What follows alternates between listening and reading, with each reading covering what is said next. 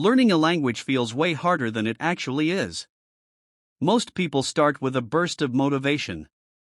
Watch a couple of videos, download an app like Duolingo, do one lesson. And suddenly they see themselves as future bilingual. They never come back. Then they fall into another trap. Videos like Learn Spanish in 7 days. Made by someone who spent 7 years learning it. And that's where the confusion really starts. Because the truth is, if you actually want to learn a language, the first step isn't studying. It's choosing the right reason. Sure, learning a language can look cool. It can help with content, jobs, travel, even making friends. But if your only reason is hype or trends, you'll quit the moment it stops feeling exciting. That's why the smartest move is simple. Pick a language that fits your real life.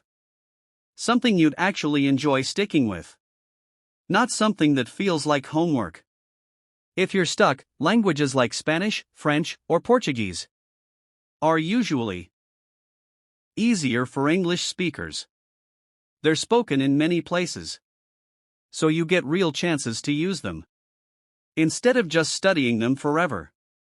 Of course, you can choose harder languages, but only if your reason is strong enough. I Like Anime might get you started with Japanese, but it usually won't carry you through months of practice. On the other hand, my friends speak this language and I want to understand them. That kind of reason actually sticks.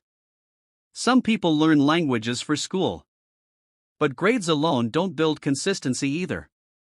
Real motivation comes from curiosity, connection, or necessity, not pressure. Once your reason is clear, learning becomes much simpler than people expect. The biggest mistake beginners make? They avoid the basics. They jump between apps, watch random hack videos, and try to shortcut everything. But honestly, the fastest way to build a strong foundation is the most boring looking one: a proper beginner textbook with exercises.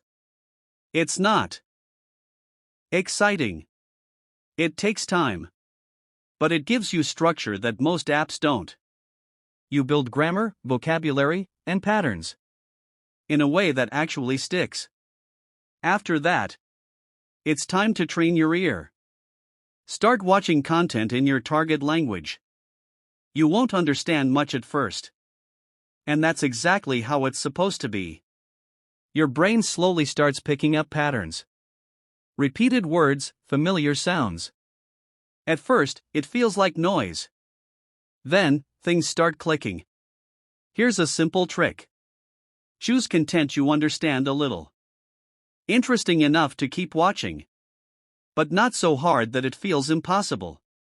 And yes, subtitles can help, but only if you don't depend on them. If you rely too much on English subtitles, your brain stops learning the language and just reads instead. So use them as support, not as a replacement. As your listening improves, you'll start recognizing words without even trying. Then comes speaking. Not perfect conversations, just simple repetition. Pause a video.